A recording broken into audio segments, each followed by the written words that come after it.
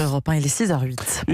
Une véritable claque pour le Premier ministre britannique Boris Johnson. Non seulement il a perdu sa majorité au Parlement hier après-midi, mais surtout les députés ont adopté une motion reportant le Brexit. Oui, les élus de l'opposition ont été rejoints par 21 rebelles conservateurs, parmi eux le petit-fils de Winston Churchill ou encore l'ancien ministre des Finances. Ils vont d'ailleurs être exclus du parti. L'opposition a donc gagné la bataille, mais pas la guerre, Pierre Herbulot. Une nouvelle journée décisive commence. En ordonnant la fermeture pour 5 semaines du Parlement après-demain, Boris Johnson a imposé une course contre la montre à ses adversaires politiques, une course dont ils ont pris la tête hier soir.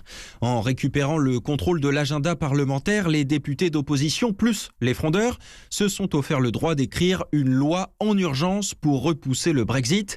Reste à se mettre d'accord aujourd'hui sur les termes exacts du texte.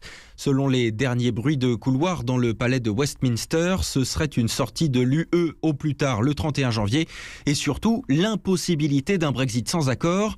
Une fois ratifié par la Chambre des communes, normalement dans la journée, le texte doit passer devant la Chambre des Lords, l'équivalent du Sénat. Au milieu de ce marathon législatif couru à toute vitesse, il y a aussi cette motion déposée par Boris Johnson pour déclencher des élections anticipées. Il a besoin du vote de 2/3 des parlementaires. Dans l'opposition, certains y voient l'opportunité de renverser définitivement la vapeur. D'autres, un piège à éviter à tout prix. Pierre Herbulot à Londres pour Europe 1.